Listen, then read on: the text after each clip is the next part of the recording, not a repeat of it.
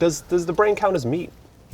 Like if I eat a cow brain, like that's meat, right? Yeah, I think so. Yeah. Can't you get? Isn't cabeza? Isn't that? Is that what Cabeza is head in Spanish, I think. Really? Right. So yeah, when you get that at a taco truck, you're getting. So this is what Barack is getting right here. Oh my god. So clearly, that was like a huge theme of Mortal Kombat event yesterday was the fatalities and stuff. Because that's what everyone Yeah, loves, I think they should. That right there was like unexpected though. I was kind of like, oh, it's gonna be brutal, it's gonna be gory or whatever. He's gonna like stab him in the face and it'll be the end of it. And then he rips out her brain and starts eating him. Like, yo, you didn't have to do that. But you also saw a dude like knock a brain out of a skull by slicing off the face first and then hitting him in the back of the head. But he didn't eat it at least. That's true. Yeah, that's where I draw the line, reasonable. bro. That is unreasonable for me. Fatality. Geras wins. You guys got to play a lot of the game too, so Yep. brains Brains were popping out is normal. They're a big part of the experience, but I mean, what are we looking at here? Because Mortal Kombat X and Justice 2, those games are like NetherRealm's bread and butter. You can see them kind of iterating on a bunch of ideas, even in different series, and it kind of looks like they took the best of both worlds and combined it into this. You're more familiar with fighting games, so You say I was born familiar? You're more familiar. I can't hear myself talk. You're more familiar with fighting games and fighting game mechanics. Yeah. Or you said that you played a lot of Injustice 2. I did play a lot of Injustice 2, and I think it's a little bit different for Mortal Kombat 11. You know, I think the game is a lot slower now because they removed the run. They didn't remove dashing, but they made it a lot less effective. Right. So that I think the characters are a little bit more intertwined with like footsies as opposed to like rushing down people. So like, you know, being careful with your moves, but I feel like a lot of the moves also push your character forward. So there's still like, you still get that aggressiveness. Yeah, there's a lot of momentum built into some of the move sets. Yeah. I think. Like the Injustice stuff I was talking about was like the gear that you wear. Oh, that was right. a huge part of Injustice 2. Yeah. Right, So- and that's a huge part of this now, right? So in a way, yes, but it's not like Injustice 2. We actually talked to Ed Boon, and he mentioned that instead of getting one piece of gear and having the stats only apply to that gear, it's like you can customize it. You can figure out what your character wants to look like first, and then say, okay, now I want that hat to have this ability or this stat on it. Okay, so you have control over both aspects. Yeah. the way you Yeah, look so and the way you perform. you're not tying yourself to like one piece of gear because it has does like, that thing. Yes. Yeah, okay. But can we talk about some of these more other fatalities too?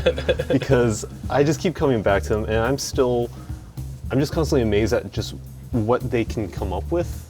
I think that's like still one of the most impressive things to me.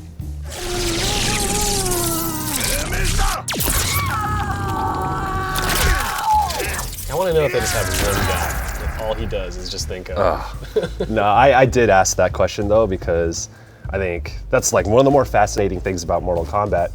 And I specifically asked him like, yo, how do y'all keep like one-upping yourselves on all this nasty, gory stuff, yo? And it's like, he laid it out for me. He's like, all right, we have a team meeting, we get into a room, and we have everyone bring their ideas. We bring our paper, we write down our ideas on paper, then we present them to the team. To the class. I'm like, what is this like? This is like a class presentation on the most like f***ed up thing you can come up with. And he's like, sometimes we tell each other, hey, you know, that kind of crosses the line, but most of the time we have an idea, and then we kind of go from there and kind of build off of that. We'll say, yeah, we'll rip his head off, and then we'll shoot into a chopper, and the chopper will chop his brain off, and then Baraka will eat it. I'm like, yo, Ed Boon, like, Did you sleep well at night, Ed Boon? Yeah. Oh, definitely. And then I followed up by asking, like, do you ever step back and think to yourself, like, man, what am I doing with my life? And he's kind of like, oh, we keep each other in check. We'll make sure we don't go too far. And I'm like, the funniest part is that Ed Boon has such a gentle demeanor. Like, he's such a That's true. nice, soft-spoken dude. And then I'm kind of like, you came up with Mortal Kombat? Like, this is your project, man? Like, all right, I feel that.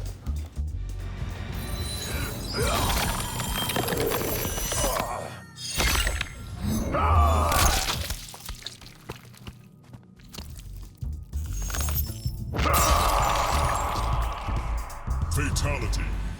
Beyond the fatalities, they have the fatal blow thing. So yeah, now? there's also fatal blows, which are in essence like a finisher. It's not a fatality, you know, at the end of the round. It's more like a super move, basically. Yeah. So once you're at 30%, you get the ability to just do a whole bunch of damage with a single move, and they're just as cinematic as fatalities, but they get up at the very end usually. Yeah, this is sort of like a comeback mechanic.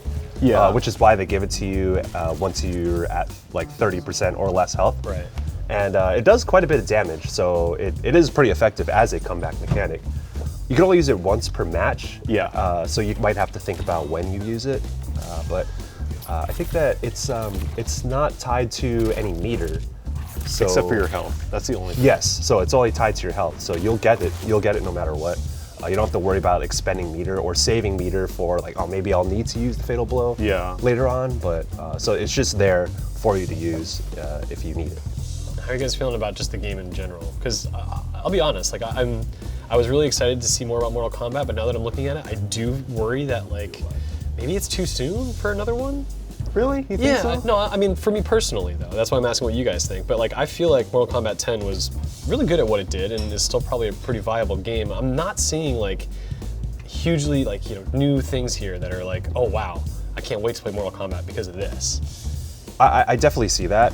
I think that talking to a lot of people at the event itself, I think that they're seeing a lot more on the granular level in terms of like, when you mentioned how movement has changed, how it's a little bit slower, how dashes are kind of tempered back, and how the meters work with offense and defense being separated. So you have a lot more combat options.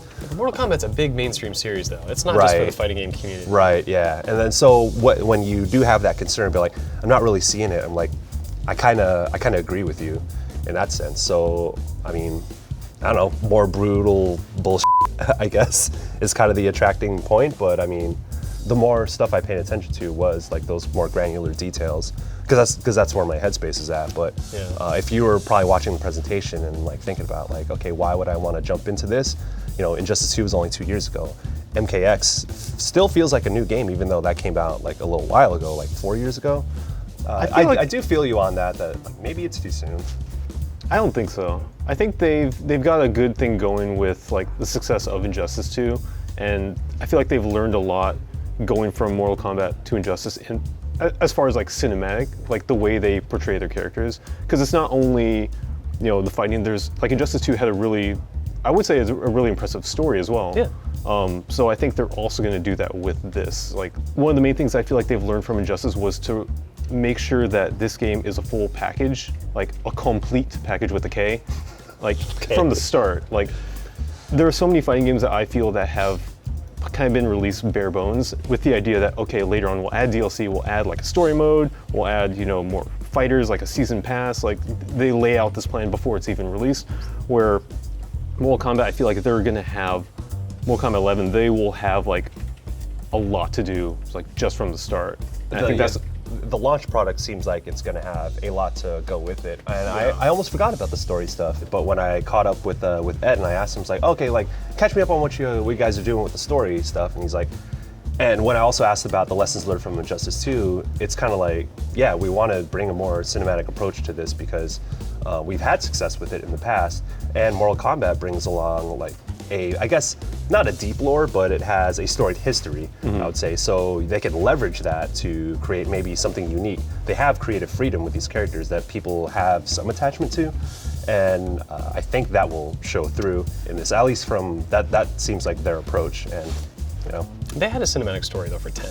they did. Right? Like it's not like they haven't done that for the series before. So like, but I also did see a lot of people really hyped for where this is taking lore, what it's going to do with these characters, which I never looked at Mortal Kombat that way. Right. And so now they've got like what, a new villain and time travel. Chronic? Not Chronic? Chronica. Chronica. Yeah. The Chronic. Yes.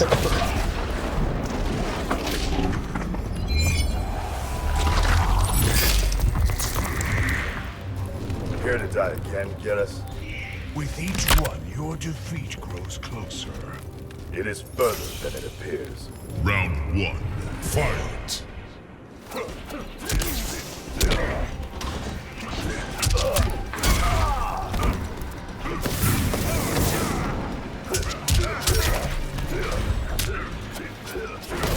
Yeah, and then they also have the new character Geras, who's supposed to be Sandman, basically. What? Oh yeah. Okay, yeah, we were just talking about him. He's like a combination of, because he's made of sand and can like do sand moves, but he can also stop time. So he's like Prince of Persia mixed with, you said Thanos mixed with Doomfist, because he kind of looks like him a little bit with a big, he has a big ass gauntlet, and I'm like, is he Thanos? No, it's Doomfist, and we're looking at it, oh, he's a Doomfist. But then he has like you said, he controls like sand and a bunch of stuff. So it's like Prince of Persia and time stuff. So I think that Geras as a new character might bring more than you would expect, more than just being a new character, because he's also being weaved into the story, and well, I don't know what's going to come out of that, but with bringing Chronica and having Geras as like an ally to whoever that character is, it seems like they have a lot more to work with than like Scorpion and Sub-Zero are gonna rivals and they're gonna fight each other at this temple or something. So. They're trying, I guess. So more than the original Mortal Kombat. That's what you're saying. Yeah. I would suspect. I would as hope much. so. Yeah, I guess it's really too early to tell anything about the story. Speaking of Scorpion Sub-Zero, let's watch this. Sure.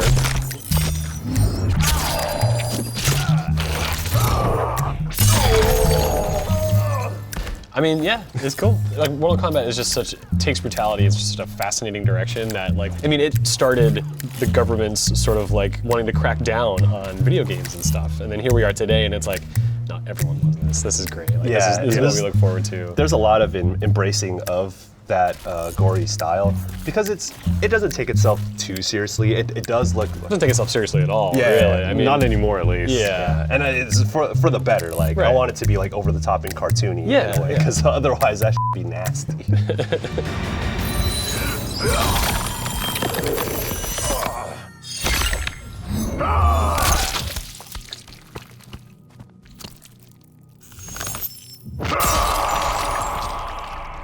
Fatality. Sub-Zero wins. Flawless victory. All right, favorite moment from the event. Ooh, there was a lot of stuff there. There was a lot of stuff at the event. I think probably my favorite is like this box that they had that you could walk into it and then just like smash stuff for a couple minutes. Oh yeah, it's right here. It's covered in blood, but there's just like old equipment in there. They just give you a sledgehammer and you just bash stuff. Seems very cathartic. Did they have a booth where someone could just punch you in the face? They had a fatality room. I didn't know. I'm not sure if this is it, but that sounded like fun. Fatality room. I think it was the photo op that we took. Fatality. Maybe that was it was a fatality photo. Oh, okay. The fatality room was somewhere else where you just die. Sick. My favorite moment was probably seeing Sonic Fox play. That was kind of, I guess I kind of expected him to be there because he's like the iconic figure of the fighting game community. But I saw him there and I was like, and he was playing Mortal Kombat, and like I was following his tweets at the event too, because I didn't get to talk to him, and he was like kind of breaking down how he felt about the game in comparison to MKX. And I don't know, that was just a really cool thing to see, like this guy who's kind of like blew up as an icon, and then like just, you know, seeing him there and working with the game and like talking about how he feels about the game. I thought that was my favorite part. There was someone custom painting shoes also. Oh yeah, and you can get a tattoo there if you want. Yeah. They had a lot of stuff going on. They kind of went for it. Yeah. They broke the bank on this, and rightfully so, just because I can see Mortal Kombat 11 being a pretty big deal when it does come out. Yeah, especially with that $300 edition.